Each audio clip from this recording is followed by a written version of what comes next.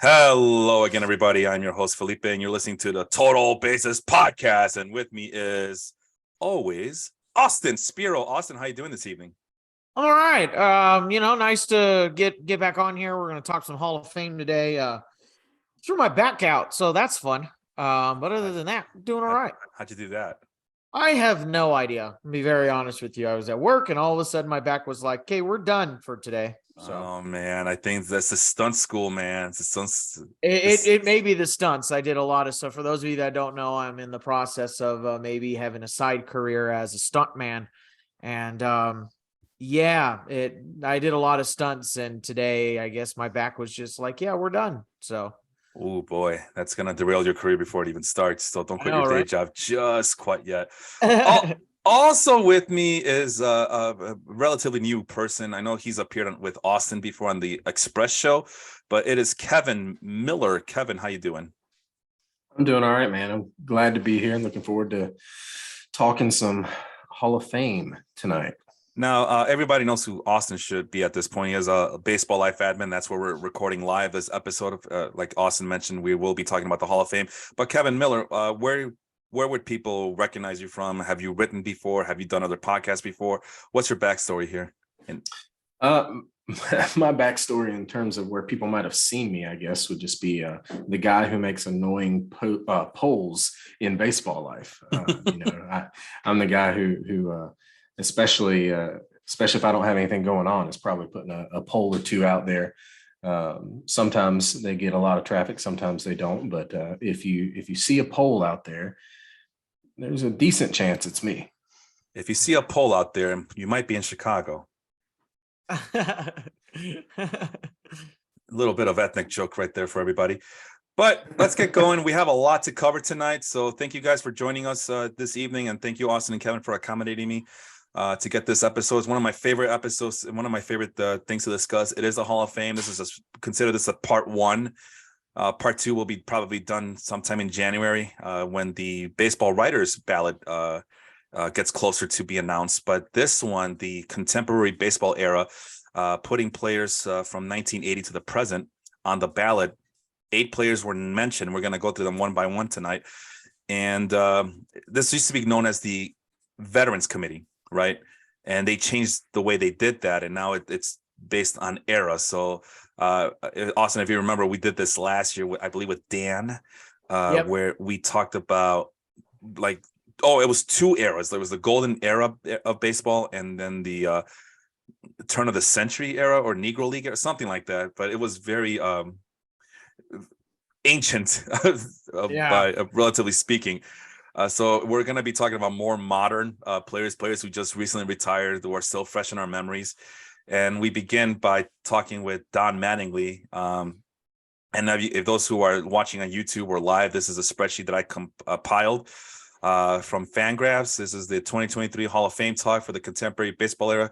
Position players from 1975 to 2010. The minimum was 6,500 plate appearances.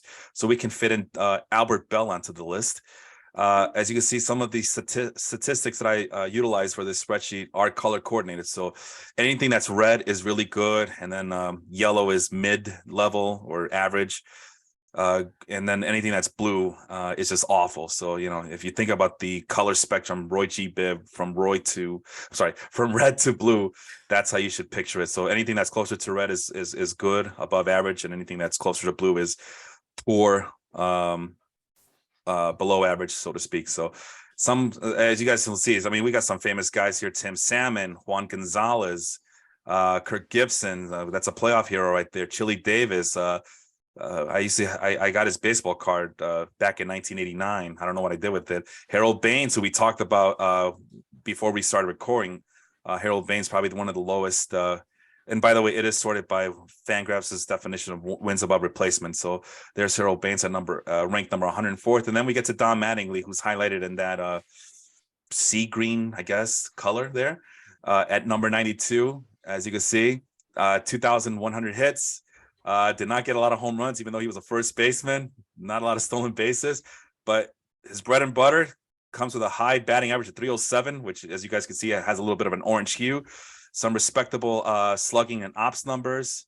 As we move to the right, the decent WOBA, decent WRC plus, and then there it is in a very murky blue, wins above replacement at 40.7 win.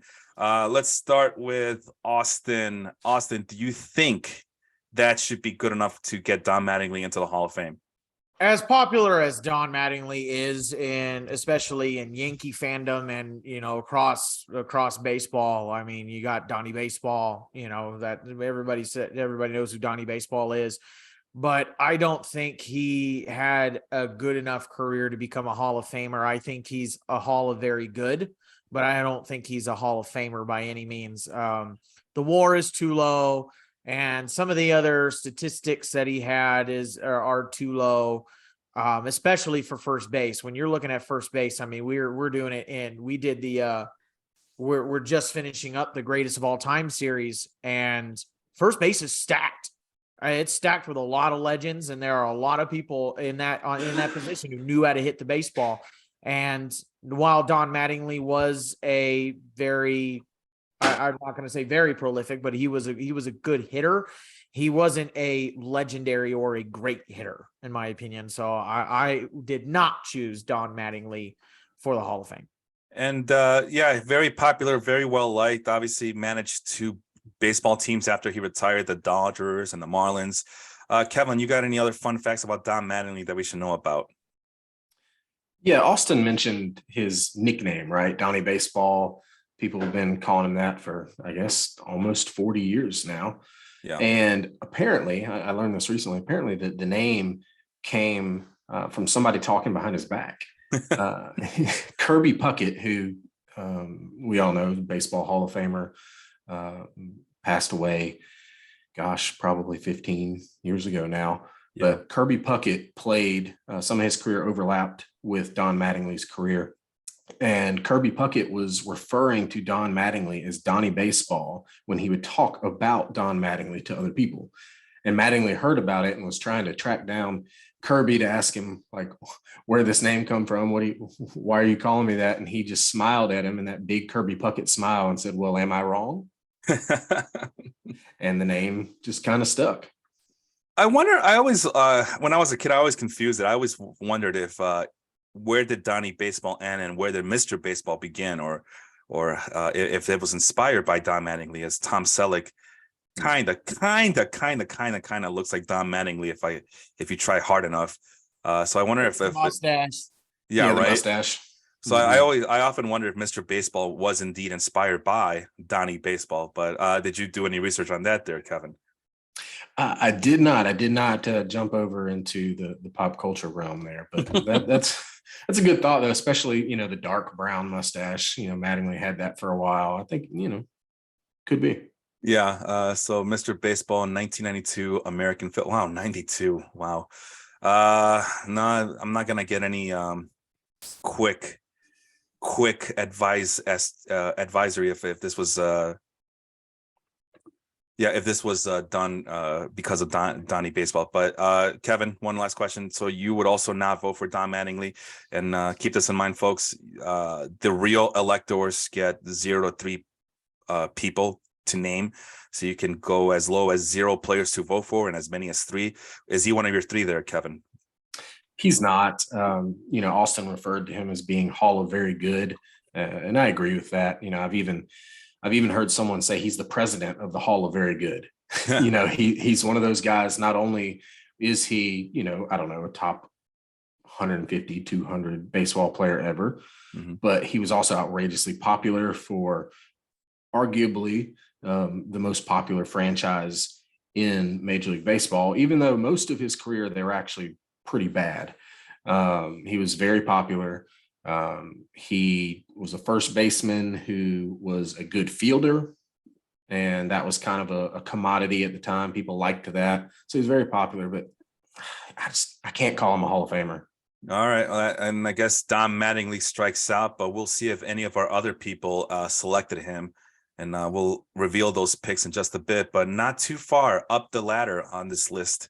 After Don Mattingly, there's Paul Neal, and there's Albert Belle. Look at that. Albert Belle ranked number 90th. How many players were ranked here? 120. So out of 120 players, Albert Belle shows up. He's on the ballot. Big hulking slugger that he was, big menace to society that he also was there. And just not very likable as a human being. I know that he was also got caught up in some cork bat issues and trying to run over trick-or-treaters as well. But as you can see, the guy did produce 381 home runs. Might not seem like a lot, but it is in that orange hue. So it is slightly, if not wholly above average, whatever that means. 1,239 RBI. So, I mean, he was a run producer, right? There's the big slugging percentage, even during the steroids era. That's pretty damn high. I mean, if you think about all the big time sluggers during in the 90s and early 2000s, and Albert Belle is right there in terms of slugging percentage and ops. There's the WOBA at 396. WRC plus at 139, which is respectable, but again, falls short. Not enough games played, and only accumulated a 41 WAR in his playing days. We'll start with Kevin. Kevin, any thoughts on Albert Belle? Albert Belle is a very interesting case because if you look at peaks only, he has one of the best offensive peaks ever. I know we're not going to get too much into every single statistic right now, but Albert Belle is the only player in Major League history to have a 7-year peak with averaging 42 home runs, 42 doubles, and 125 RBI. He's the only guy ever. That's never happened. If you take out the doubles, you only add Babe Ruth, A-Rod, Sammy Sosa, and Jimmy Fox. That doesn't happen. That peak was incredible, but you mentioned it, short career, off the field troubles. He hit a teenager with his car on purpose because he egged his dad's house. Oh, is that what happened? Oh, yeah. Man. Yeah. I mean, he didn't run him over, thank goodness, but he did bump him with his truck. Wow. And knock him over because he egged his dad's house. And, the cork bat story, which if you've never heard that cork bat story, it's incredible. I don't know. Do you want me to go into that now? Yeah. Go ahead. All right. So the cork bat story, a lot of guys have either gotten caught with a cork bat or experimented with a cork bat. Well, it was kind of rumored around in 1994 that Albert Belle was using a cork bat.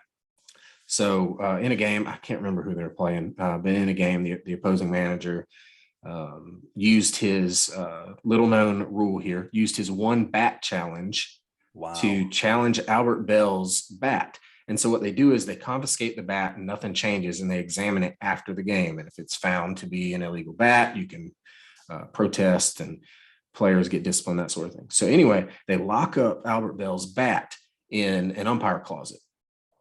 And the Indians, now Guardians, but the Indians at the time knew that bat was corked. So they sent Jason Grimsley, a relief pitcher who was unavailable and who was crazy in his own mind. Jason Grimsley, they sent him up through the ceiling. So Mission Impossible style, going through the ceiling to drop down into the umpire's closet, steal the bat, replace it with another bat. And it got so out of hand that Major League Baseball ended up calling in the FBI to investigate.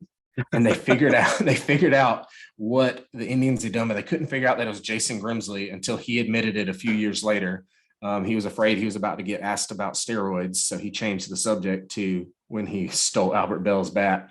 And he and Omar Vizquel both said, yeah, the problem was we couldn't switch it with Albert's bat because in 1994, all of Albert's bats were corked. Wow. So they had to switch it with another player's bat, which is why the FBI got called in, because it was obviously something weird happened. It's still kind of funny that baseball called in the FBI for this, but yeah, that story it's crazy. The game in question happened on July 15th, 1994 in Chicago with the Cleveland Guardians facing the Chicago White Sox. Indians would go on to win 3-2. How did Albert Belle do in that game? He went 1 for 4 with 2 strikeouts, so he could have used that cork bat. But the 94 was a hell of a year. That's the year the White Sox, or at least White Sox fans will tell you that they should have won the World Series. But the Guardians at that time were also building up a hell of a team. Remember, this is the White Sox team that went to the ALCS the season prior to face the Toronto Blue Jays in the playoffs. White Sox lost. But the assumption was that the White Sox should come back in '94 and make a real run, even with the new wild card format, make a run at the playoffs and even win the division. But here come the upstart Cleveland Guardians with Kenny Lofton, Omar Vizquel, Carlos Baerga, Albert Belle, Jim Thome. I mean, it's a hell of a team that they're forming over there too. So who knows if And didn't Manny come up that year? I believe so. He did not play in this game, I could tell you that much, but Okay. I believe that sounds about right. Both teams were neck and neck that day, as the White Sox had a 1-game lead on the Guardians coming into that game with the cork bat. So let me see. Do I have the oh, okay, here we go. Okay. So it looks like the Guardians had a better win-loss percentage, so they were technically in first place, even though they have one less win of the White Sox, 52 games versus 53 for the White Sox, but they had a 605 win-loss percentage, so therefore they're in first place. Although the White Sox gave up a lot less runs than the Guardians. The Guardians pitching was always iffy. Something else about Jason Grimsley, since you mentioned that, I was able to look it up, and I see a headline. The first headline I see is Jason Grimsley attempted suicide. God. I did not know that. I did not know that, and I'm like, wow, when was this? And the article was from 6 hours ago, and of course, I am stuck in all sorts of ads, so I cannot get to the article in question. But Jason Grimsley, you mentioned that he was a character. Jason Grimsley, known drug user. Let's see, according to Wikipedia, 2006, it was reported that federal officials had raided Grimsley's home looking for evidence that he was distributing human growth hormone and other performance-enhancing drugs in 2006. So there you go. And then he admitted to using performance-enhancing drugs in June of 2006. So that was around the same time that his house was raided. Diamondbacks announced that they would not pay the rest of his 2006 salary, an estimated $875,000. What else do we have? On June 12th, Grimsley was suspended for 50 games for violating the MLB's drug prevention program.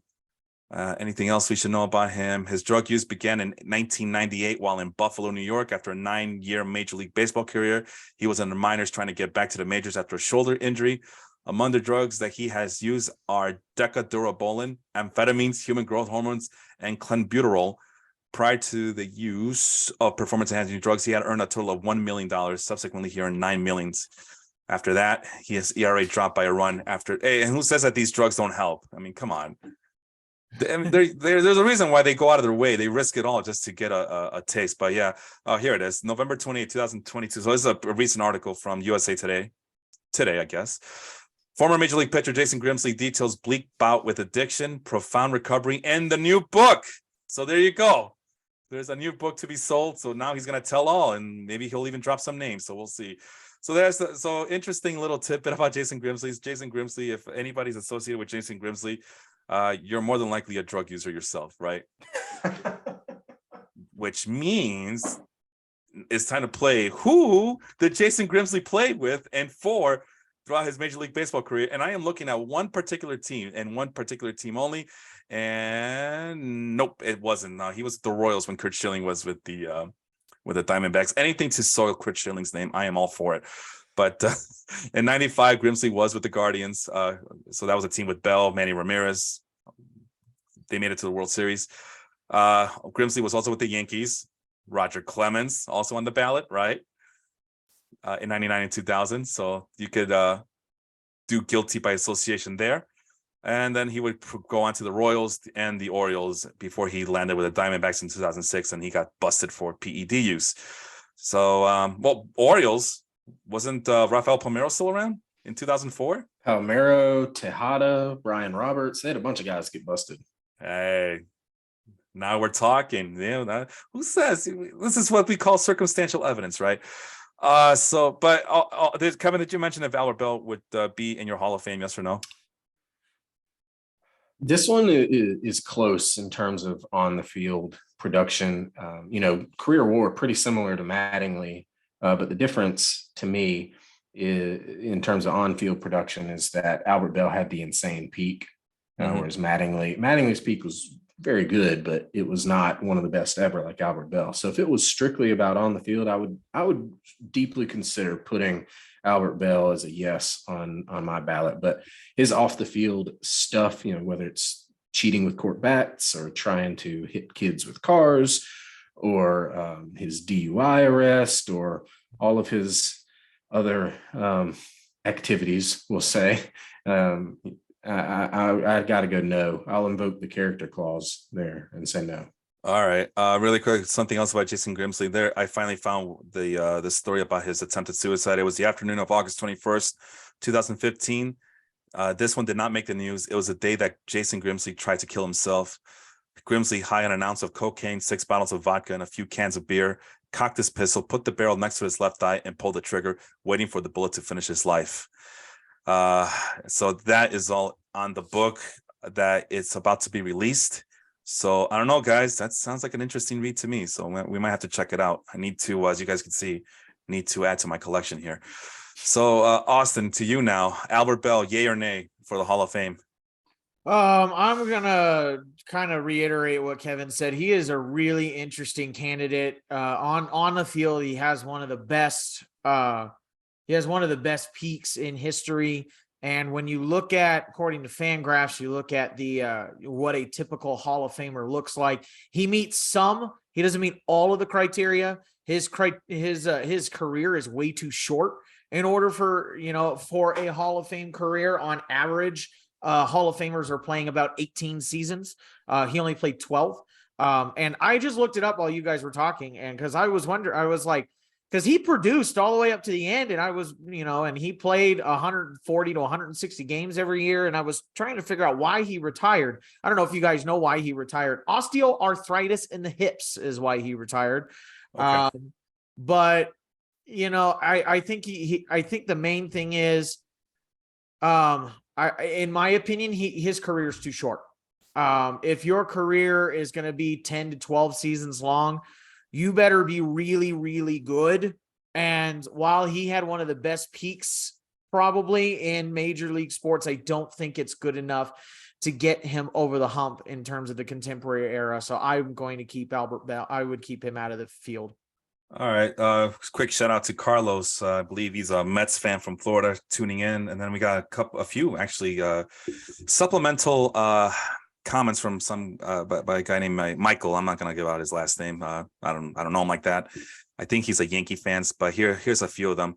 Belle having 50 home runs and 50 doubles in the same season in 95 in 144 games is very impressive. No argument for me. That was a very impressive feat. It's the only time it's ever happened. Yeah.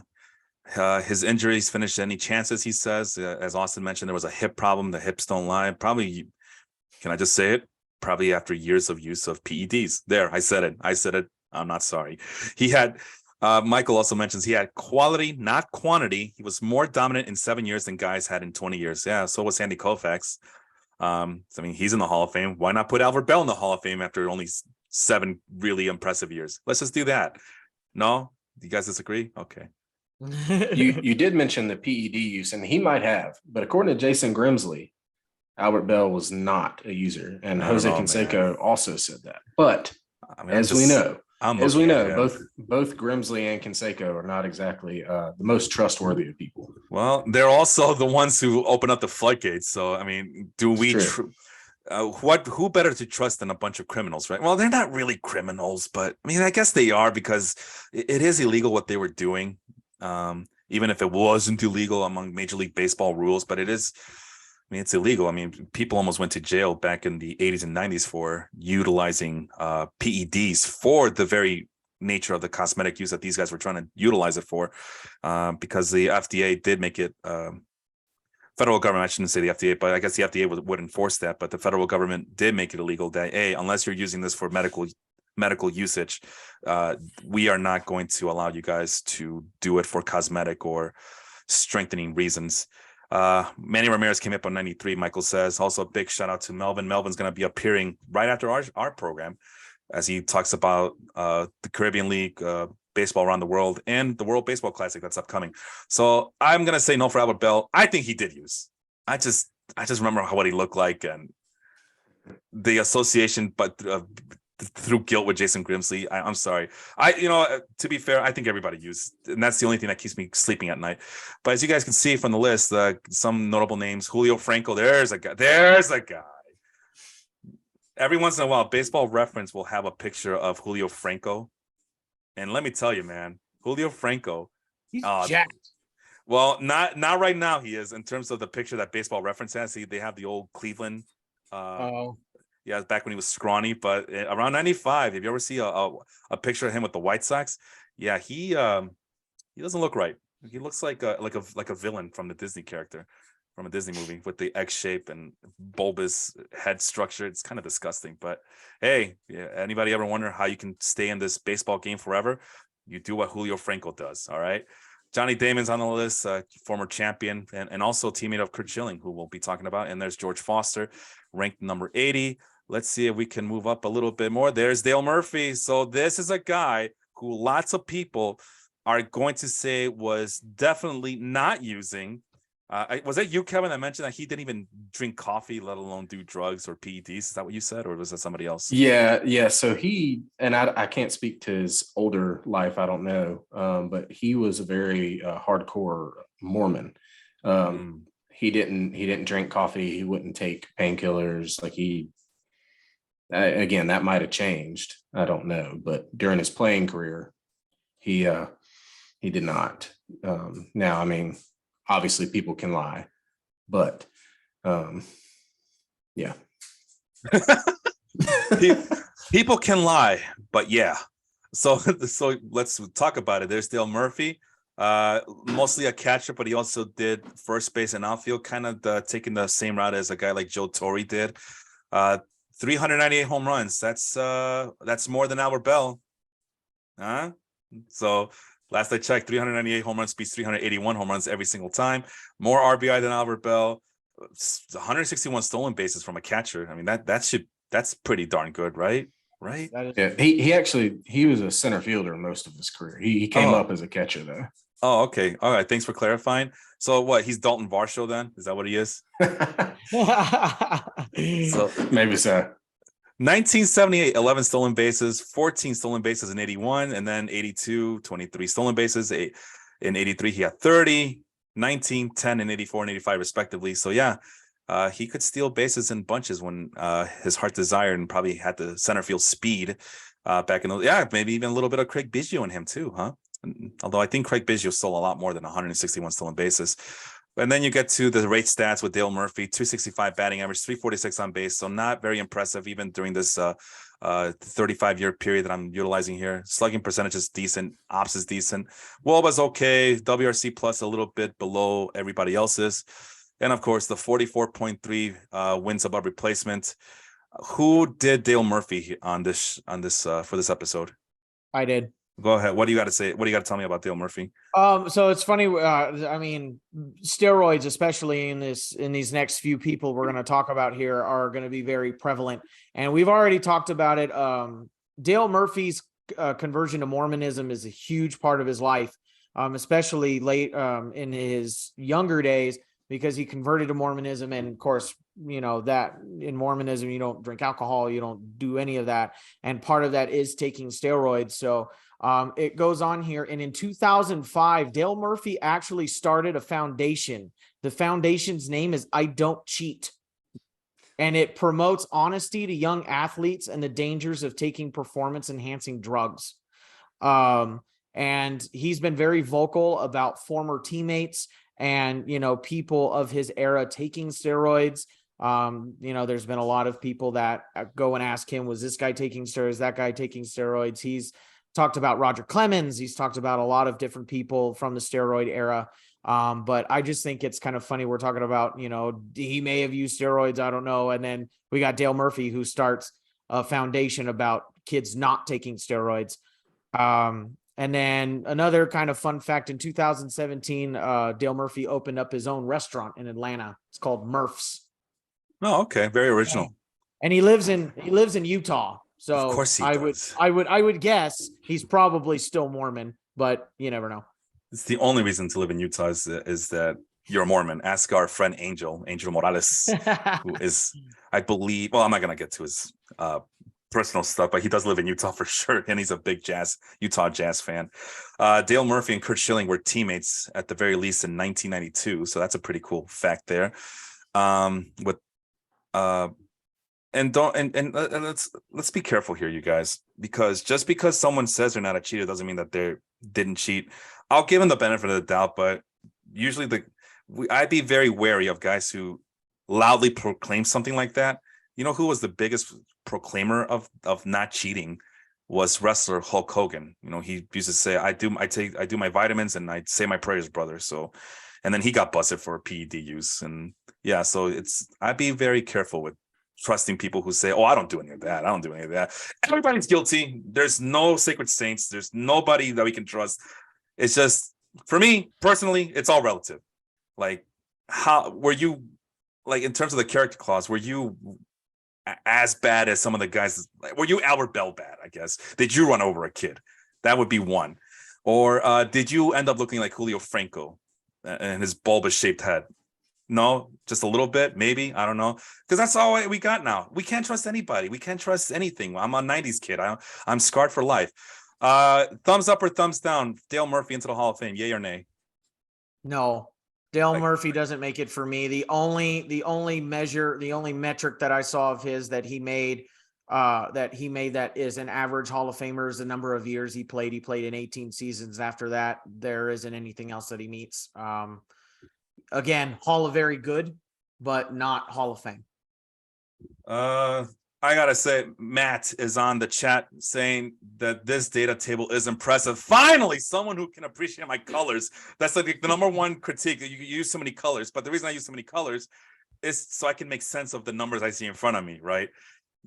Like I said, I switched. I mean, Austin's he knows firsthand how much I love the colors usage on the spreadsheets because it would drive me insane if it was just all clear and all white. So Kevin, did you say yes or no for Dale Murphy? All right, this is hard for me. Some of you might know I'm a big Braves fan. As a matter of fact, I have a signed Dale Murphy jersey in a big giant frame hanging up upstairs. He's a two-time MVP. You know, he was the face of the Braves in the 80s, especially the early 80s. But I just can't, man. I just can't. You know, played 18 years, and 9 of those 18, he was either average or below average as a player. That kind of just kills it for me. You know, he had a good peak. I mean, it was not, you know, top 10 type peak like maybe Albert Belle, but it was a really good peak. But the rest of his career was actually pretty bad. Well, let's say his peak was from 80 to 87. And of course, now that I want to do this, Baseball Reference is not cooperating with me. Usually when you click on Baseball Reference, you click from a certain number of years, you get a little small data table, and that should tell you just the, oh, there it is. It showed up just right now. Okay, so my computer is just being stupid. Here it is. During the 1980 to 1987 season, Dale Murphy hit 285 with a 374 on base percentage, a 517 slugging percentage, and an ops plus of 140. I mean, if we're gonna give out concessions to Albert Belle for his peak, we might as well do the same thing for Dale Murphy. I'm just saying. So I mean, I understand that he was probably at this point of his throughout his career, he was more of an accumulator of statistics and an actual impact of statistics. There was a stretch of 7 or 8 seasons where Dale Murphy was killing the crap out of the ball and was stealing a lot of stolen bases during his peak. He's winning Gold Gloves too. Oh, yes. Thank you for pointing that out. Thank you so much for that. Yes, Silver Sluggers as well. Top 10 MVP votes. Am I reading this right? Did he win MVP in 82 and 83? And 83. And oh my God, those weren't even his best years. Well, shit. Might as well put him in the Hall of Fame. What kind of sport do we have here that you can't get a 2-time MVP winner into the Hall of Fame? That doesn't sound right, guys. That doesn't sound right. But that's baseball, right?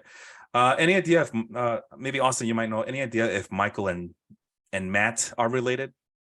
I have no idea. I was just actually thinking the same thing. I'm not sure. They have the same last name, and it's kind of a unique last name, so I would assume they're related, but I don't know. Maybe, either way, Matt.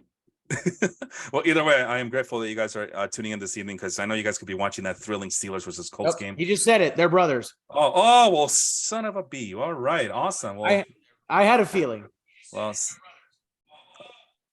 there's an echo there, so make sure you guys are what do you call it, silent over there. But yeah, see, Matt's saying that Mikey's loving the discussion, so I do appreciate you guys tuning in. Melvin says that steroids point is moot, or David Ortiz is already in. I go as far back as saying, hey, once you let Craig Biggio in, then you can just stop with the steroids talk because you already let him in. And my accusation of Craig Biggio comes from listening to the Boers and Bernstein show here in Chicago on the radio. Excuse me. And one of the things that Dan Bernstein would state was that Craig Biggio was a known PED user, but he was so loved that the media kind of ignored that. But there was, and again, might sound like hearsay, but one of the threats that his wife made towards Craig Biggio was, if you try to cheat on me or separate from me or divorce me, I will go to the media and say that you were utilizing PEDs and stuff of that nature. So, but yeah, it's been moot. Just because David Ortiz got elected doesn't mean that other players have not snuck their way in, which again, it's the only crime that some of these guys who are swirled in those rumors is that they got caught, I think. And maybe that's just me being a jaded person as in general, but I can't do it, man. I can't just see this game for what it is anymore. And anyway, I don't want to go off a tangent because I know we got other players to talk about. Quick shout out to Jacob, my fellow admin in the basketball group. We got to the 48th best player on this list, Fred McGriff, the crime dog. I know Kevin's gonna enjoy talking about Fred McGriff for a little bit. How many seasons did he play for the Braves there, Kevin? I think Austin actually did our McGriff research for us tonight. If he wanted to take that. He played for the Braves for 5 seasons from 93 to 97. Oh, 93. Okay. Well, I was hoping Kevin would know because I know he's a big Braves fan, but that's fine. We can let Austin share his work. But before I go back to Austin, here's the stats. 2,490 hits, almost 2,500 hits. Is 2,500 good enough for you guys for someone to be elected into the Hall of Fame? It depends. It depends. I mean, this one is tough because I guess I'll just kind of blow it. McGriff is one of the ones that I have going into the Hall of Fame. I've said McGriff should be in the Hall of Fame for a while. So so in this case the answer would be yes. All right, but Kevin says it depends. What do you mean? Isn't 2,500 hits still 2,500 hits? What do you mean it depends, Kevin? Can you elaborate, please? I can elaborate. Some of it just depends on, like, are you a compiler of hits? And what I mean by that is, there's a guy who some people argue Hall of Fame credentials or not, Omar Vizquel, right? One of the best defensive shortstops ever. That if he gets in, that'll be why. But he has over 2,500 hits, and he was actively a bad hitter most of his career. I see. But he got a lot of at-bats over a lot of years. And because he was fast in the era that he played in, he was often at the top of the lineup getting even more at-bats. So, if he's an average shortstop instead of elite, he has no Hall of Fame shot whatsoever, despite the fact that he's got 2,900 hits, I think. Yeah. Really? Vizquel does? Yeah, Vizquel. It's over 25, I know. Yeah. Man, that's the quietest 2,900 hits ever, if you ask me. Then, well, if Vizquel gets to 3,000, that's usually the magic number to automatically get into the Hall of Fame. So 2,877. Holy Jesus! So yeah, he was 200 hits short of anybody questioning him at that point. But I mean, it's like we talked about. I mean, that's why I asked. I know 3,000 is the magical number, but is 2,500 just as good as 3,000? And apparently, it just depends. So let's see what it depends on, right? For McGriff, 493 home runs. So I guess that would pass the depends test that Kevin pointed out. Yeah, I would agree. Yeah, 500 home runs out of your 2,500 hits were 500 home runs. That's pretty impressive.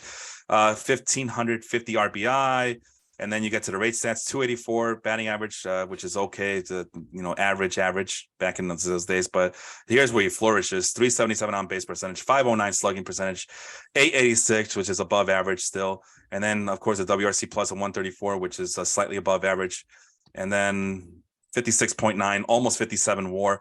just behind guys like John Olerud and Dave Winfield. Although Dave Winfield, I think he's missing some years here because I only went back to 1975. There's a former MVP Keith Hernandez, not in the Hall of Fame, but arguably one of the best, if not the very best defensive first baseman of all time. Andre Dawson is in the Hall of Fame. Bobby Abreu, did he make it, or is it that? No, he didn't make it. He's still He on the did not. ballot, but he didn't make it. All right. Well, the rumblings from people saying that he should be in the Hall of Fame seem to be getting louder and louder every year. So with that said, Austin, you said you were the one covering Fred McGriff for this episode? I did cover Fred McGriff.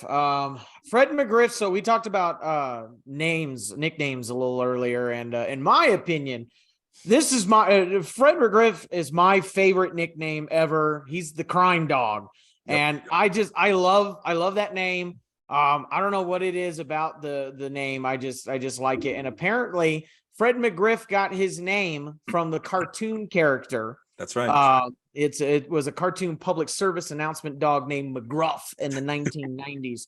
And that's where he got crime dog, because McGruff and McGriff, they sound the same.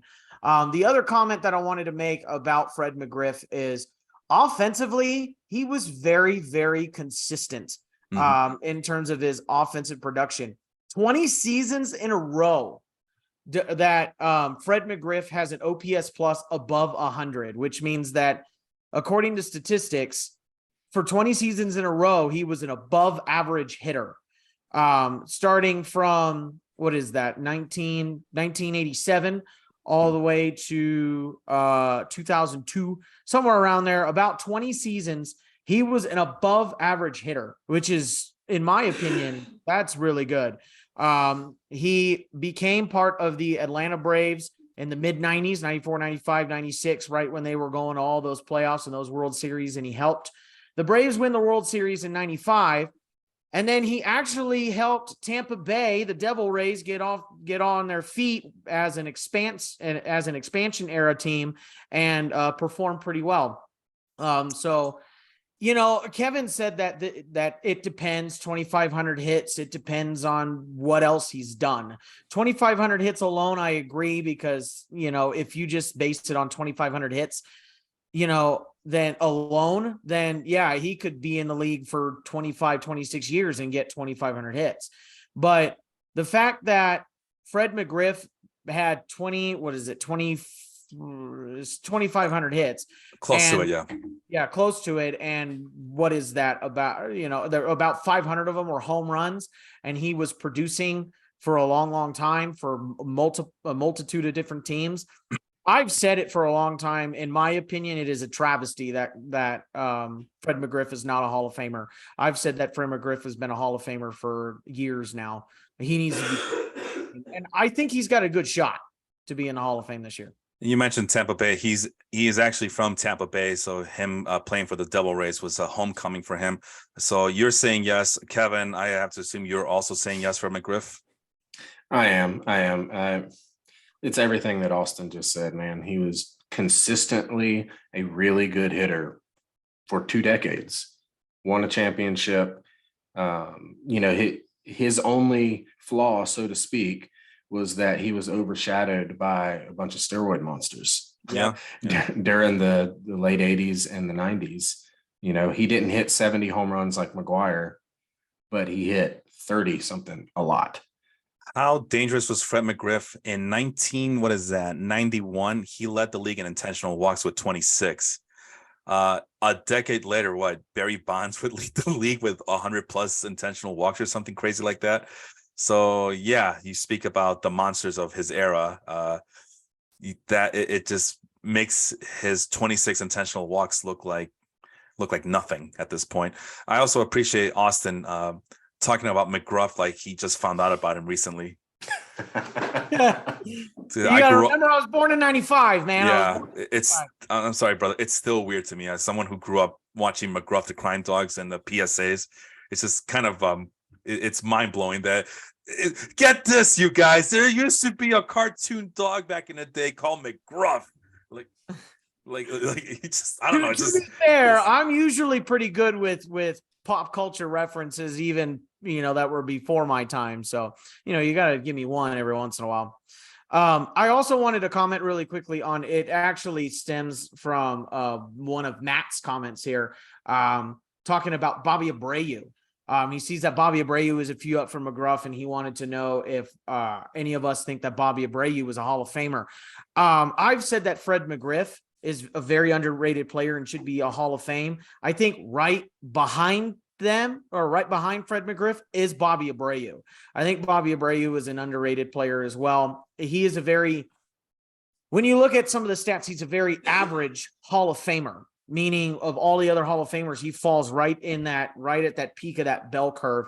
I think Bobby Abreu has as much of a claim to the Hall of Fame as people like Fred McGriff and others do. So to answer Matt's question, yes, I think Bobby Abreu is a Hall of Famer along with Fred McGriff.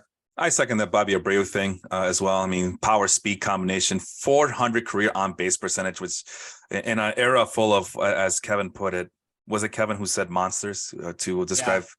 Bobby Abreu played in that similar era, at the very least, at the very end of that era of monsters, and he held his own at 400, and that's assuming that Abreu is clean. So 888 ops, which I mean, he's holding his own against these other guys, and I mean, and he's already has a better WAR. Although I think I'm still missing some years from Andre Dawson. Although I think Dawson's what do you call it, debut was in 77, I believe.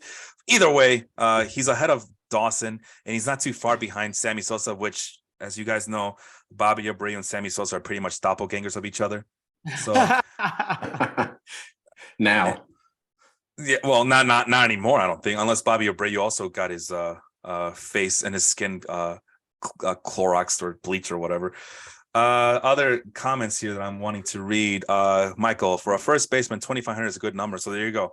Melvin, 2,500 hits alone? No. 2,500 hits plus 490 home runs? Yes. So Melvin mentioning what we just talked about. Michael, Keith Hernandez should have been on this ballot first. I forgot who it was that compiled the ballot, because the people who compiled the ballot are not the same people who are going to vote on this ballot. So they decided that, I mean, Keith Hernandez has not been on a Hall of Fame ballot, and I don't even know how long it's been. Kevin, do you have any insight on Keith Hernandez ever? The last time Keith Hernandez might have been on a Hall of Fame ballot? I cannot tell you the exact year, but it has been at least a decade. Yeah, right. So yeah, I mean, you're lucky to see Dale Murphy on the ballot, let alone Keith Hernandez. Melvin, look at McGriff's prime and compare it to Murphy's, and you'll see the difference again, alluding to the number of hits. So that all very good points. Let's move on. And as you can see, Ryne Sandberg at the 40th ranked player according to WAR. And guess what? As Kevin mentioned earlier in a private chat, Ryne Sandberg is one of the electors, so he'll be voting on it on the ballot this year. The decision will be made on December 5th, I believe, next Monday, I think, right? I believe so. I think it is Monday. All right. Well, we get to the 14th best player on this list. I'm pointing my finger at the right camera here. Rafael Palmeiro deserves more hype for Hall of Fame induction. Stop making him the poster boy of not including him because he got caught. The only crime that Rafael Palmeiro got hit with was that he got caught, and guys like Barry Bonds, who we noticeably can tell that he's been using something. I mean, just the size of his head and just how bulky he got when, compared to his days from Pittsburgh to San Francisco. I mean, it's obvious. So I just don't understand why we are able to forgive one PED user, but we are always going to hold it against Rafael Palmeiro for getting caught and lying to Congress. I thought people love it when people lie to Congress all the time. I thought that was a good thing for people. I guess not. Rafael Palmeiro, interesting little personal story. Rafael Palmeiro has, when I was growing up as a kid and teenager in the 90s, had one of the most beautiful left-handed swings of all time. And him and Will Clark always had a very beautiful swing. And of course, it makes sense because they both went to Mississippi State. There were the Bulldogs there and in the 80s. And they did, I believe they made it pretty far in the College World Series when they were there together. I know that for many people who, from my era, will always say that Ken Griffey Jr. was the best looking swing of all time. But for me, my money's always on Rafael Palmeiro. I can watch that guy swing, and he swung for 3,000 plus hits, 569 home runs, 1,800 RBI. And there's the slash line. I mean, the 885 ops, the 380 WOBA, 130 WRC plus. So in an era of steroid users, himself included, a PED user, 130 is not too outrageous. It's middle of the pack, so to speak. But Palmeiro, where he does flourish, is on the overall WAR, the wins above replacement, according to Fangraphs, with a solid 70 ahead of guys like Ivan Rodriguez, Gary Carter, Larry Walker, all those guys in the Hall of Fame. Albeit, I understand that they don't play the same position, but still, I mean, he's ahead of Jim Thome. So, yeah. Who had Rafael Palmeiro on this one? I did. All right. What do you got for Rafael Palmeiro then? So it's really funny. I was reading about Rafael Palmeiro. Admittedly, I didn't know as much about Palmeiro as I probably should have. But it was really interesting to read about him. You know, my opinion in this on steroids, because he's another one that's been tied to the steroids and stuff like that. I'm of the same opinion as Melvin. If because Ortiz got in, and you know, it's hard not to consider. It's hard to not consider anybody else. Why Ortiz though? Why is Ortiz at the demarc? What is the term? But there were others already. Jeff Bagwell got elected too, and yeah, but there was always speculation. There wasn't ever a positive test when it came to that. God. And David Ortiz is in the Mitchell report. So in my mind, Ortiz is the first one that we knew of for sure, right? And so that's why I kind of use Ortiz as the benchmark.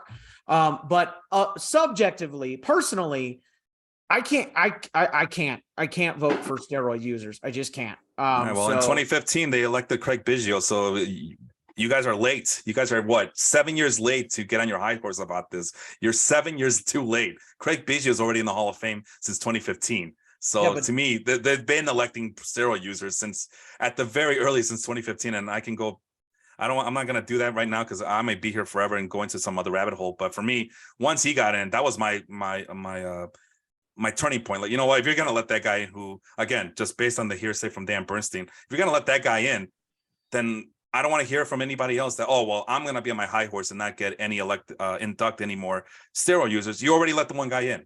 So it's already soiled as it is for about 7 years at the very least. That's just a pet peeve of mine. Like, why wait until David Ortiz to put your flag, to plant your flag on the, well, no, that's it. That's the final straw. Forget it. The Hall of Fame is soiled. It's been soiled. And anyway, so I don't want to get off a tangent too much there. So, go ahead. So the anecdote that I wanted to share about Rafael Palmeiro was his beef with Will Clark. I was kind of reading about is kind of funny. So if I'm reading this correctly, Palmeiro and Will Clark were teammates in college, and they never really liked. It's very apparent that Palmeiro never really cared for Will Clark, and it sounds like Will Clark never really cared for Rafael Palmeiro. But Palmeiro had a tendency to run his mouth, and he ran his mouth quite a bit.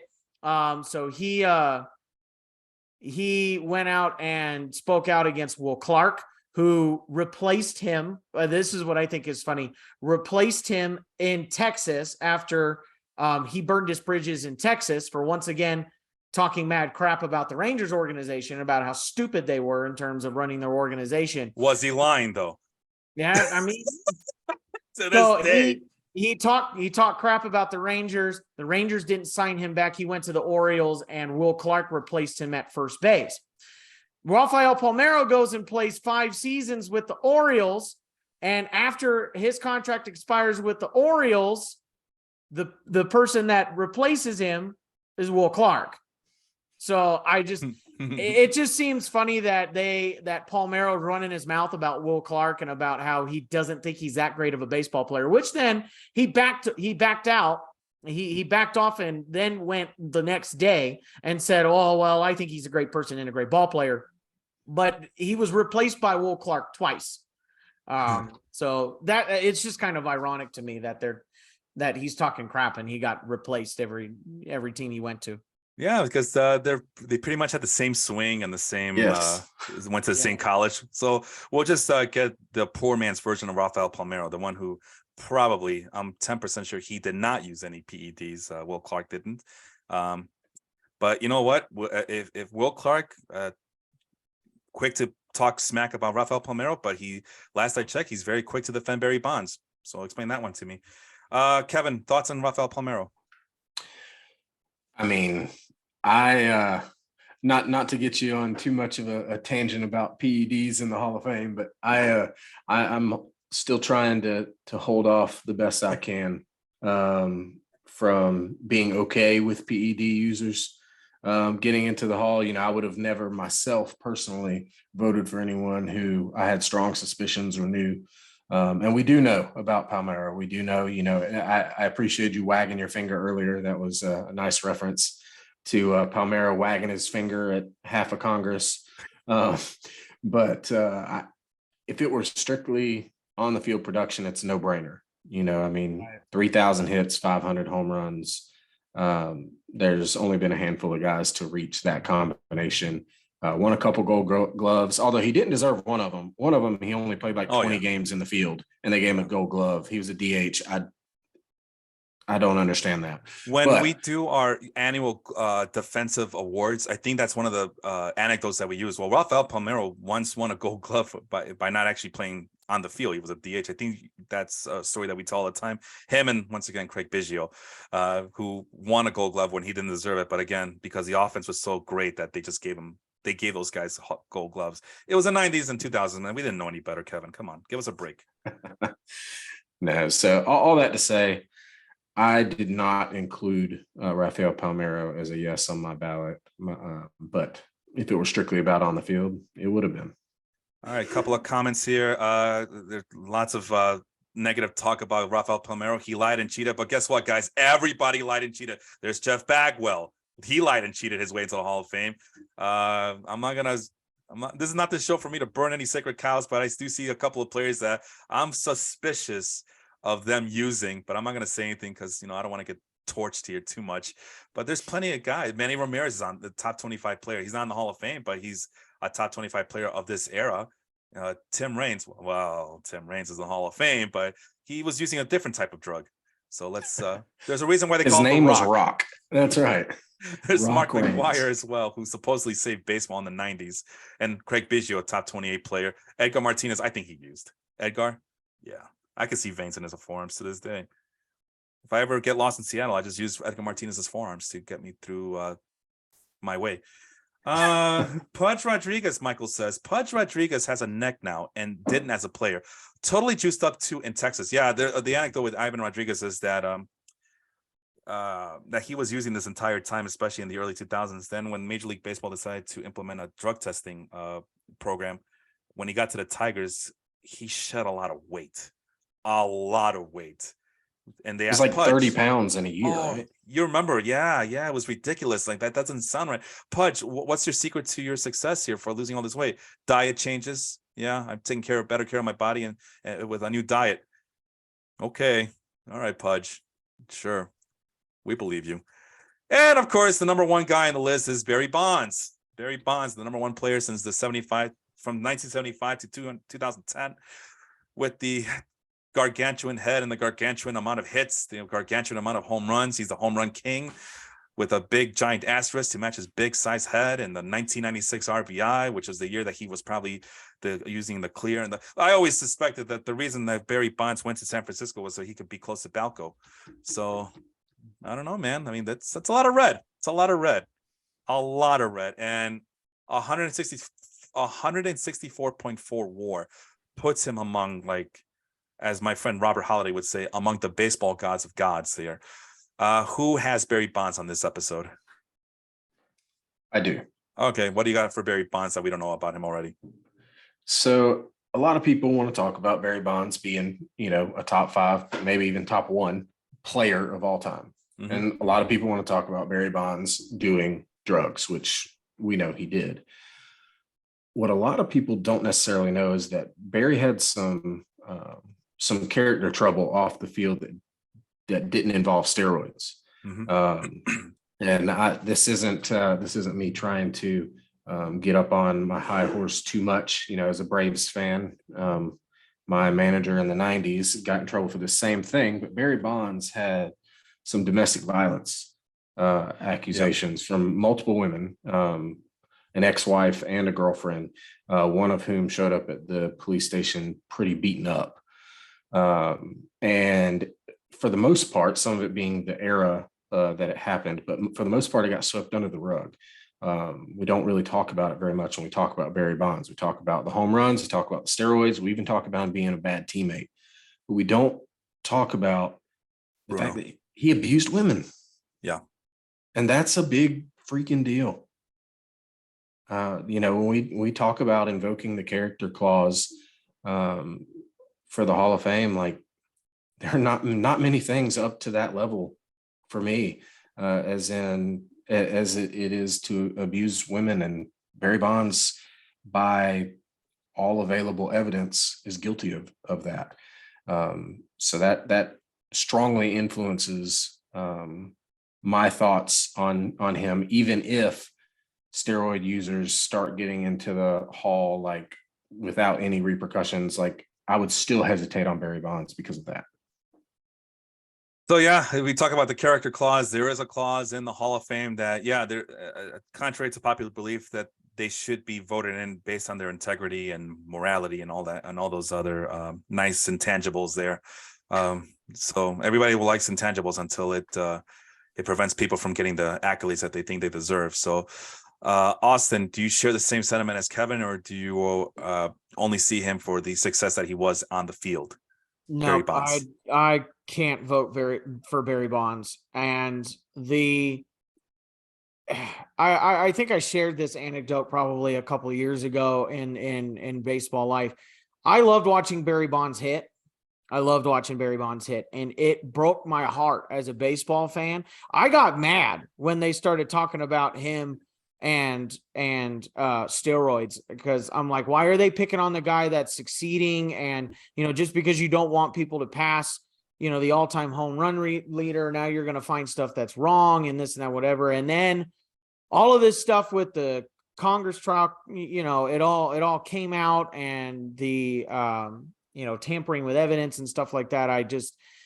It broke my heart as a baseball fan. And then reading more about Barry Bonds and reading more about how terrible of a teammate he was, and how he had the domestic violence issues and, you know, things like that. It really, as a baseball fan, for me, it tarnished his image that he put on the field, and it tarnished the way that he played ball. His image affected the play on the field. And I think for me, that's kind of where I draw the line in terms of the character clause, is if it applies to the baseball field. And there's just too much of Barry Bonds' character that applied to the baseball field. So I can't vote for Barry. I've always been one that says I don't want to put Barry Bonds in the Hall of Fame. I'm the same with Roger Clemens. As much as I loved watching Roger Clemens, I can't bring myself to put him in the Hall of Fame. So, but yeah, I kind of share the same sentiments as Kevin. I can't put Barry Bonds in the Hall of Fame. All right, let's go over to the starting pitchers then. Let's see, this one should be easy. Let me make this a little bit bigger. It's only two names, and they're at the very top of the list. Let's start with Roger Clemens this time around. Roger Clemens is the number one pitcher on the list. This chart goes from 1980 to 2010, minimum 2,000 innings. And as you guys could see, only 35 players were ranked from a list of 78 to 35. So guys like Brad Recchi, Mark Burley, Kenny Rogers, Fernando Valenzuela. Oops, there you go. Now I can see the whole name. And even Burt Blyleven, although I think Blyleven was a 1970s player than an 80s player. But yeah, those guys are probably not going to smell the Hall of Fame anytime soon. But there's Roger Clemens, the 354 wins, 4,900 innings pitched, 23.1 strikeout rate, which is above average, but kind of low because he was known as the Rocket. You would think that a guy nicknamed Rocket would have a higher strikeout rate, but still pretty darn good. But everything else about him, I mean, you guys are seeing a sea of red, and has the most WAR of anybody on this list. The guys behind him, Greg Maddux, Randy Johnson, Pedro Martinez, and Mike Mussina, are all in the Hall of Fame already. Roger Clemens. So there was an article from Jay Jaffe last week, and he mentioned something that there was some sexual things going on with Roger Clemens, but he didn't. I didn't see him elaborate any further, so a quick Google search. And the New York Daily News reported that Roger Clemens carried on a decade-long affair with country star Mindy McCready, a romance that began when McCready was a 15-year-old aspiring singer performing in a karaoke bar, and Clemens was a 28-year-old Red Sox ace, married, father of two, several sources have told. And then, yes, McCready did confirm that although they didn't have any sexual relationships until she was 18, the encounters between the two of them were definitely true, and there was love interest between the 28-year-old and the 15-year-old country singer. So there's you talk about character clause. I mean, we already give. Hey, if you guys are in baseball life, you'll see the first thing that people say when anybody wants to talk about Pete Rose's chances of making to the Hall of Fame. There's about 10 comments that say, "Oh, well, he's a pedophile, so I don't even want him anywhere near the Hall of Fame, let alone anywhere near a school." So. Yeah, Roger Clemens has a little bit of that in him as well. Who has Roger Clemens for today's episode? That would be. I did. Right, go ahead. And you took most of my anecdote there. I am so sorry. No, it's all right, because actually you mentioned that Miss McCreary said that they didn't have any sexual relationship until she was of age. That's what she said later. When they asked her in the 80s about it, she just declined to talk about it. Ooh, so I'm not saying necessarily what happened. I'm just adding that nugget to the story. That could have been to protect Roger Clemens as much as anything else. But from my research on it, it was decently well known at the time that it was happening, which makes it honestly that much worse for me that people knew about it and just didn't care.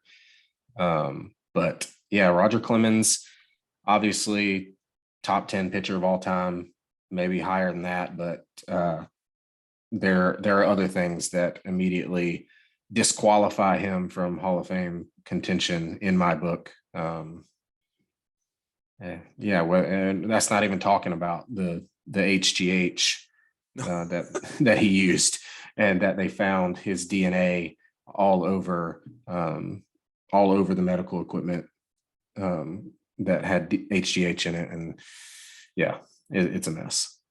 Matt is asking, and Michael, I stole his thunder as he also mentions, wow, Roger Clemens sounds a lot like Pete Rose. Matt is asking, where does David Cone compare to Roy Halladay? So again, among the war leaders, David Cone's ranked 13th. Roy Halladay is 17th. Roy Halladay, I mean, he pitched in an era where we weren't counting on our starters, our starting pitchers, to go too deep into ball games, whereas David Cone was still in an era where we were still expecting our starting pitchers to go 8 or 9 innings, at the very least 7 innings. I mean, when I was growing up in the mid to late 90s, they were even talking about, guys who can't even go 6 innings are bad. Like Jeff Brantley, he went from being a closer to a starting pitcher, and they were talking, well, he's a decent guy, but he can't go more than 6 innings pitch. He just doesn't have the stamina to go more than 6 innings. So 7 innings was the threshold eventually, and then now you're seeing, like, we're seeing piggyback starting pitchers, right? You will throw 3 innings, and then we'll give the bullpen guy another 3 innings, and then we'll go from there. So it's the game has evolved.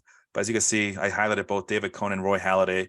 Any other things that we can point out here? Halladay had a lower ERA minus, which is more of a league factor and ballpark factor statistic, much lower WHIP.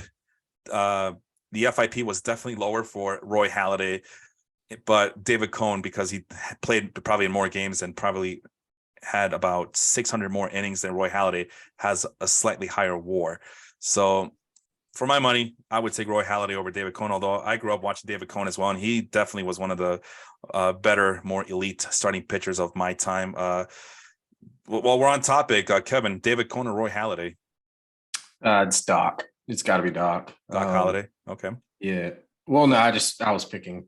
I thought you were correcting me. No, sorry. No, I wasn't. I've always thought more David Cone compared to Mike Mussina Yeah. a little bit more. Mussina obviously being a little bit more high profile version of David Cone. Maybe not quite. I guess I can look at the numbers here. Not quite as many strikeouts, but very similar pitchers, I think. Michael, great postseason pitcher and over 2,600 strikeouts. I think he's talking about David Cone there. Oh yeah, Cone is a great player to bring up, is what Michael is suggesting here. So yeah, maybe one day David Cone will appear on one of these contemporary lists if they ever run out of players. Austin, did you get your thoughts in on Roger Clemens? I forgot. I can't really. It's the same as Barry Bonds. I can't put Roger Clemens in as much as I want to. I can't put Roger Clemens in the Hall of Fame either. Little anecdote I thought was funny. And I think I shared this story a couple of years ago in baseball life as well. My father played baseball in Texas. He was a catcher. And when he was in high school, there were a few pitchers from the University of Texas who decided that they were going to come down and throw a bullpen. And my dad was the catcher at the time. So he caught the bullpen of all these catchers or of all these pitchers. And he said that there was one in particular that was throwing especially hard, and he was just throwing really hard, and it caught his attention. And I guess that player afterwards grabbed a ball and signed it and tossed it to my dad and said, "Here you go, kid. That's for when I make the bigs." And my dad was like, "Who is this clown thinking he's bigs and whatever?" That player was Roger Clemens. I love that. Who is this clown? Yeah. Who is this clown coming over here thinking he's going to be a big shot in the MLB? And it happened to be Roger Clemens. That's funny. So yeah. And Roger Clemens was one of my dad's favorite players. And I was young. I was a younger kid when Clemens was playing, especially in his heyday. But, looking back in it again, it has to do with the steroids and how it impacted the ball field. And I can't put Clemens in the Hall of Fame. And then really quick, David Cone or Roy Halladay for you? This might be recency bias because I watched more of him, but I would go with Doc. I'd go with Roy Halladay. Interesting. When you can think about it like this too, like, yeah, there was a time when you could make an argument that Doc Halladay was the best pitcher in baseball. There was never a time really that you could say David Cone was the best pitcher in baseball. No, that's as much true. As he was good, as much as he was good. Yeah, but it's a different era. And then Halladay had the endurance and stamina. I think I did this exercise a couple years ago I don't even know, but when he passed away, unfortunately, he didn't impress on a lot of the cumulative stats, right? Because he didn't play that much, but his impact was felt. I mean, he had, at the very least, he had a lot of complete games in an era where we're not expecting that from our pitchers, but still, there is something to be said about him being 600 innings shorter than David Cone. I think I would pick Doc Halladay just because because he did dominate in an era where starting pitchers weren't that dominant to begin with. But not to shortchange David Cone. I mean, like I said, I grew up watching David Cone, and he was pretty damn impressive himself. So, but at any rate, we got to the big monkey in the middle here, Curt Schilling. I've stated time and time again my dislike towards the guy. It is for the stuff that he does off the field. It is because he has decided to align himself with a very dangerous section of the political spectrum, the extremely far right wing nut jobs that are out there spewing all types of conspiracy nonsense about elections and shootings, and this is a Nazi paraphernalia collector as well. So, and he's an Islamophobe and a homophobe and a transphobe. Put the word phobe on at the end, and he's all for it. He's it. So, he's a telephobe as well. He's afraid of telephones. I don't know, but that's Curt Schilling. But there is no denying that, he doesn't have the wins or the innings pitched. There's another guy who kind of started suffering in the era that he was in because of all the PED hitters, probably. But that's the 4.66 strikeout per walk ratio is probably the highest on the list. I'm not even going to bother. It has to be the highest, as he was all the control artist that he was, and respectable strikeout. Highest strikeout rate than Roger Clemens. So not by a lot, but still it is higher. And the ERA does suffer again. I think that's more attributed to the era that he played in. But the WHIP is minuscule at 1.13. FIP kind of suggests that his ERA should have been better than what it showed, and he is 6th on this list, just beating out Kevin Brown, who probably should. I mean, if you're gonna start talking about Curt Schilling for Hall of Fame induction, when we should probably start talking about Kevin Brown, as his numbers are not too far off from Curt Schilling. But aside from that, who wants to talk about Curt Schilling? Or I'm sorry, who's here to talk about Curt Schilling today? Yeah, it would be me. All right, go ahead. What do you got to say about Curt Schilling? So, apart from the fact that he can't keep his mouth closed and his opinions to himself, I'll get away from that, and I'll say two things. Two things are that jumped out at me that when I was researching were really interesting. First of all, his dad was in the Army for a long time, and they bounced around quite a bit. But Curt Schilling's dad was a big Pirates fan, and the first game that Curt Schilling's dad took him to was Roberto Clemente's last game. And so I just thought that was kind of a cool coincidence. And then the other thing that I wanted to put out there is Curt Schilling struck out 3,116 batters. And he is one of the members of the 3,000 strikeout club that are not part of the Hall of Fame. The other one, Roger Clemens. Of course they are.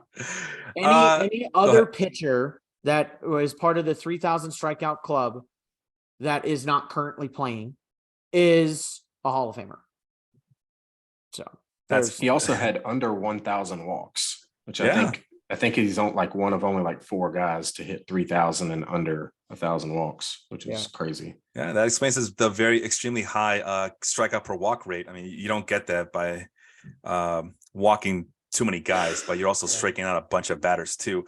Interesting tidbit from an article from Jay Jaffe, which I think he hijacked from ESPN.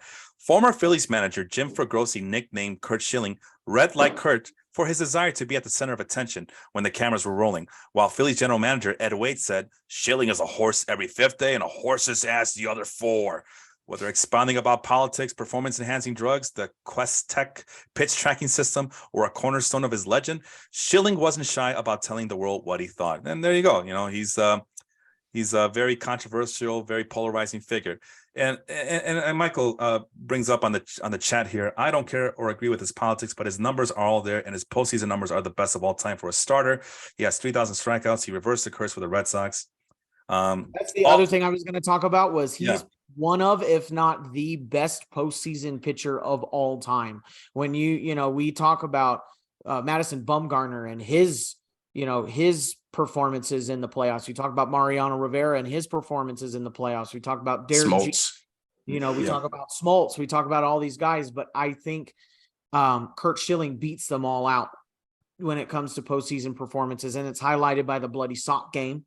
He has the if I remember correctly, he has the highest winning percentage in postseason decisions. He has an 11-2 record in postseason play. In my mind, he's one of, if not the best postseason pitcher in baseball history. Yeah, the 13 games is always better than more than 200 game sample sizes here, or whatever the number is. But I get your point. I get everybody's point. The thing with Schilling is you can't ignore his politics, because he does spew it out. He does, and it's full of vitriol, and it is to bring other people down, and it's borderline. Oh man, I don't want to use the word. I'm not going to use it. I'm not going to do it, because then I was going to use the word Nazi, and so that's what he reminds me of. But he's part of that spectrum, all right? And well, Felipe, you're just a liberal Democrat, left wing extremist yourself. But you know what? Guess who's also a Donald Trump supporter besides Curt Schilling? Mariano Rivera. I would have voted for Mariano Rivera if I had a vote. I have no problem with that. You know the difference between Mariano Rivera and Curt Schilling is Mariano Rivera is not going on the air or on interviews talking about how inferior other people are, right? Curt Schilling is. Literally, he has a podcast where he just spews hate. And like I said last year on this podcast, and I will say this till my face turns blue, I do not want to give that guy a platform where he is justified for his vitriol and his hate. It's that simple for me. I mean, Chipper Jones also once said that, you know, you want to combat all the immigrants from coming into the Texas border, put a bunch of alligators down there. I'm like, okay, you know what? That's fair. You want to kill my people like that who are trying to make a better life for themselves, just like your grandfathers and your great-grandfathers did in their lifetime when they were trying to get into this country or whatnot. That's fair. You know, I like Chipper Jones as a hitter, as a baseball player.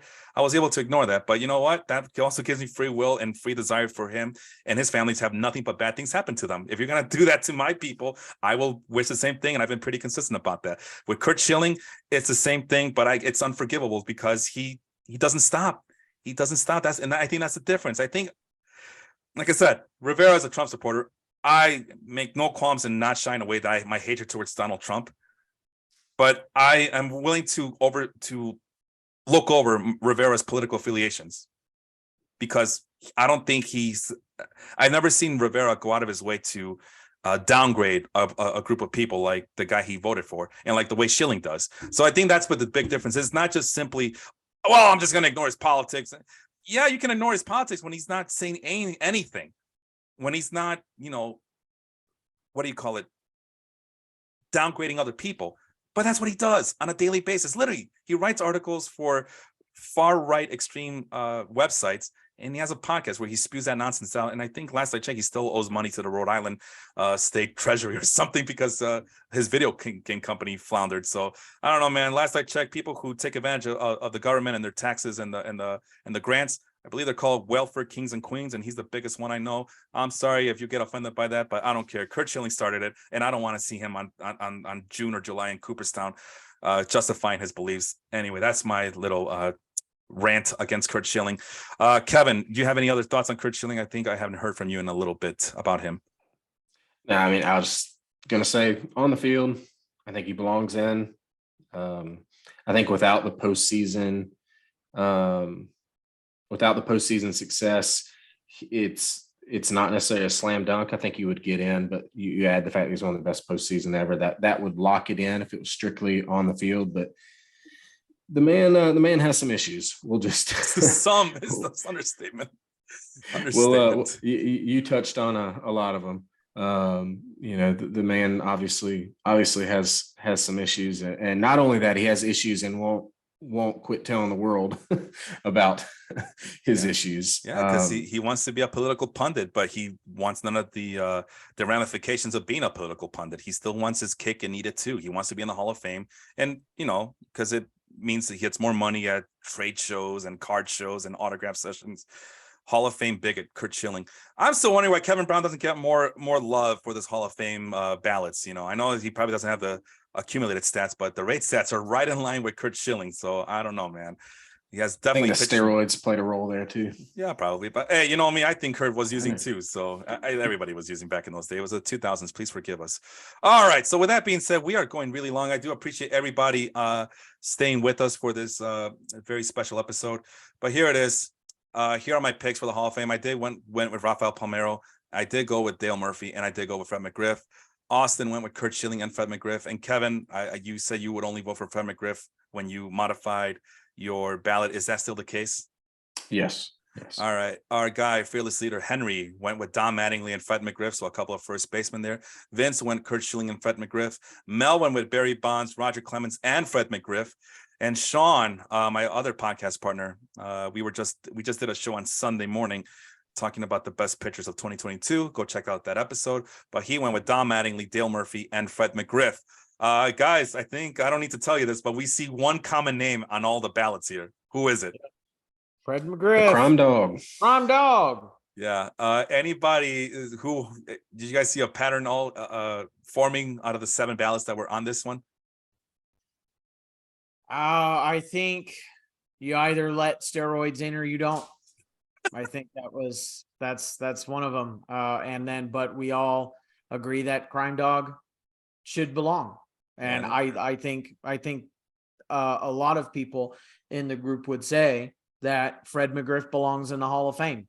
Yeah, but the two biggest ones is Fred McGriff belongs, and you either let steroids in or you don't. I was going to say that the Yankee fans voted Don Mattingly in, but Vince did not. No, Vince did not. I think he knows better than that. But Sean did vote Don Mattingly. I think that was his way of saying, I'm not letting any suspected PED users into the Hall of Fame. So I'm going to vote for the guys who were not suspected. I'm just assuming. He didn't explain why he voted the way he voted. He just gave me the names. But definitely Rafael Palmeiro, I think I'm just tired of it, man. I'm just tired of the special treatment we want to give to guys like Roger Clemens, Barry Bonds. But Rafael Palmeiro will always be chastised for lying to Congress. I thought people enjoyed that. I thought people love that stuff. But apparently not. And then he did get caught. So shame on him. But that's my sentiment is his only crime is that he got caught. And that's it. Everybody else, I mean, Barry Bonds, the only reason he's not in a prison right now is because his best friend, his personal trainer, refused to snitch on him. So we all need a friend like Greg Anderson, Barry Bonds' personal trainer. One we can trust and won't snitch on us and will do 20 years in prison just for us as well. That's what we need in life, right? So I do have some more numbers. There's the final the votes and the final tally. Fred McGriff with 100% of the ballot will make it into the Hall of Fame according to our numbers here. Dale Murphy and Curt Schilling got 2 votes each, actually, and so did Don Mattingly for 28.6% of the ballot. Palmeiro, Bonds, and Clemens, the very highly publicized PED users, got 1 vote on these ballots. Kevin, what are the odds that this will be similar to the ballots that we'll see next week? I think the McGriff part, I think that's pretty much a slam dunk at this point, especially when you consider the people on the committee. You know, there are several people associated with the Braves, even that played with McGriff in Atlanta, and you know, his friend Frank Thomas, and he just deserves it. So I think that part's probably pretty accurate representation of what's going to happen. I think the rest of it's probably off a little bit, because I think the fact that they're given 3 votes, I think most of those voters are going to take advantage of all 3 of their votes. And I didn't vote for him, but I think Curt Schilling's probably going to get in. Yeah. Because he doesn't have the steroid cloud. Whether he did or didn't, we don't ultimately know, but he doesn't have the cloud around him that some of the other guys do. And I kind of think that Murphy might get in, just because he's been kind of close a few different times at different voting points. And he's a very well-liked guy. So I don't know that our poll is going to accurately represent what's going to happen, other than McGriff. Yeah. I don't think McGriff's going to get 100% of the ballot, but you bring up an interesting point, because it just depends who will be voting, right? And we do have that. We have the names of the people who will be voting, and those guys are Chipper Jones, Greg Maddux, and I think we could stop sharing the screen here, so give the people a break from looking at the spreadsheet. Although I do appreciate the kind words from everybody today. Chipper Jones, Greg Maddux, Jack Morris, who basically is a Curt Schilling clone in the fact that both of them have gotten disrespected for Hall of Fame induction for very long times. So Jack Morris might just go ahead and vote for Curt Schilling. Ryne Sandberg, Lee Smith, Frank Thomas, Alan Trammell, MLB executives Paul Beeston, Theo Epstein, Arte Moreno, Kim, I don't know how to pronounce her name. Is it just Kim Ang. The Marlins president, I believe, right? Yes. Some executive of sorts. Dave St. Peter, Ken Williams. I think we're still assuming that's Kenny Williams, the executive for the White Sox. And then media is some guy named Steve Hirdt, which I believe either he's a longtime broadcaster or he's an analytics guy. I can't tell which one he is. So someone can please help me out there. LaVelle, Neal, and Susan Slusser. Susan Slusser is a Giants beat writer. I am 100% sure she will be voting for Barry Bonds. So unless, those San Francisco, anybody with ties to San Francisco will always forgive Barry Bonds and will turn a blind eye to what he did. Guys like Will Clark, Kirk Reeder, anybody from that Bay Area. Barry Bonds is a saint, apparently. You mentioned, did I type in something about Curt Schilling here? I must have missed it. I think I forgot to include Curt Schilling. Oh no, I was trying to type in the electors and see who they would vote for. And that's why I mentioned Jack Morris, that he might share some affinity with Schilling as a starting pitcher. Chipper Theo Jones loves him. I'm sorry, who? Theo Epstein loves Schilling. Oh, yeah, for sure. Yeah. Even though he has Nazi paraphernalia, Theo Epstein is more than happy to overlook that little detail about Curt Schilling's personal life. I think I read that Theo Epstein is Jewish, so that's kind of ironic that he would do that. Chipper Jones, Greg Maddux, they all are contemporaries of Curt Schilling. So is Ryne Sandberg. I also found out that Lee Smith was Rafael Palmeiro's teammate with the Cubs and the Orioles, a teammate of Roger Clemens with the Red Sox, and a teammate of Don Mattingly with the Yankees. Other things that I know is Chipper Jones, teammate of Fred McGriff. My vote for Dale Murphy because of the Braves connection. Greg Maddux, Rafael Palmeiro, teammate with the Cubs, and a teammate of Fred McGriff with the Braves. Did you guys find any other little connections between the electors and the electees here? I did not. Oh, okay. I know Frank Thomas and Fred McGriff are friends. I don't know if that ultimately matters too much. I don't think they're like best friends or anything like that, but I've heard Frank Thomas speak highly of Fred McGriff as a person before, and I think they have a relationship just from playing around the same time. And he was a teammate with Albert Belle for 2 years as well. Yep. And Frank Thomas got a first look at the cork bat incident himself. So I don't know if that's on the other negative. side. Yeah. I don't know if it's a negative enough for him not to vote for a former teammate, but there's a lot of this. Also, a lot of Midwest flair here. Jack Morris, Alan Trammell. We had one of the guys, Dave St. Peter is the president of the Minnesota Twins. LaVelle Neal is a sports writer, columnist for Minnesota. I already mentioned Susan Slusser. Ken Williams was working for the White Sox when they signed Albert Belle. Remember, that was a big snafu. Was Jerry Reinsdorf was pushing hard for a salary cap. He didn't get it. So after the 1994 strike was over, he goes out and signs Albert Belle. Wait, is that right? No, sorry, it wasn't 95. It was later. It was 97, I think. believe. No, 97, because I remember that Robin Ventura broke his leg that spring training, and they still had Albert Belle, but that team was just horrible. Very underwhelming team that year. So it must have been 97 and 98. Theo Epstein, you mentioned, likes Curt Schilling. Paul Beeston's a former Blue Jay president. I don't see any connections here, nor do I see him from Alan Trammell, except for the fact that he may not vote for all the suspected PED users. Anything else? Kim Eng, you mentioned, I think that was you, right, Kevin, who wrote that, where'd she go? Part of the leadership in the MLB-led investigation into claims against Barry Bonds regarding drug use. Was that you? Yeah, it was. She was, I believe, one of the vice presidents of Major League Baseball when they did one of the later investigations. So not like when Barry Bonds' friend Greg Anderson went to prison, but one of the investigations after he retired. She was part of the leadership of that as one of the vice presidents of Major League Baseball. I don't know if that would influence her vote or not, but I think it would. I don't think she's voting for Barry Bonds. Doesn't look like she would be, but we shall see. We will find the results soon enough. Let us know who you would vote for. Some final comments from Michael. I don't think Mariano really knows the politics, to be honest. I think he's commenting on Mariano's love for Donald Trump. Yeah, it might be that he's just a Republican, that he'll vote red no matter what's said. That's my equivalent to vote blue no matter who. So I don't know what the Republicans use for their what do you call it, for their slogan to always voting red. But I think Mariano just votes red no matter what they said. So I guess that's fine. But I know that he did support Donald Trump, and I didn't care too much about it. You know why? Because he didn't say anything bad about Mexicans. So Mariano Rivera, good for him. Greatest closer of all time. Trump gave him a Presidential Medal of Freedom. I think he's talking about, who's he talking about here? Rivera or Schilling? Who did Donald Trump give a Presidential Medal of Freedom to? Rivera. So it was Rivera. Okay. All right. Well, it's either one or the other. Either just because he got support from Rivera or because Trump gave him a medal, and that's why Rivera respects Trump. So Mariano is probably one of the few religious athletes who practices his beliefs and values, builds churches everywhere, and is genuinely nice from the 3 times I've met him. So Michael has met Mariano Rivera 3 times. I learn something new every day in this group. And finally, Schilling finished second in Cy Young voting 3 times, and twice it was to Randy Johnson as a teammate in Arizona. So there you go. Curt Schilling riding the coattails of his teammates. That's what I got out of that comment. Any last words from you, Austin? Go ahead. Nope. I think that's pretty much it. We're going to be starting a greatest of all time series here pretty soon on the Express Show.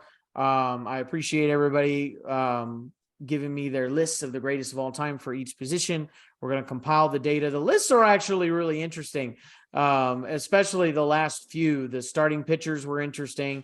Relief pitchers seem to be a little more, it seems to be more agreed upon, but the starting pitchers and first basemen were very interesting lists and a lot of jockeying around. So we'll debut that in future episodes of the Express Show.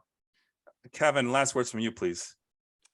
I just want to say I'm looking forward to hearing the greatest of all time series. That'll be a fun thing to check out. I love lists and polls and stuff. Obviously, Really? that's me. don't say. I'm that guy. So I'm Interesting. looking forward to that.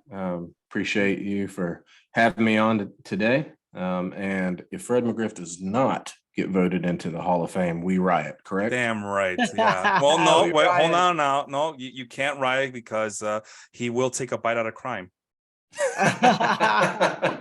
That's right. That's And right. do hitting instructional videos for kids. That's what I was gonna ask. Has anybody ever known someone, or maybe you guys have? You guys ever bought those Tom Amansky videos that you would see on the commercials in the 90s and 80s and stuff like that?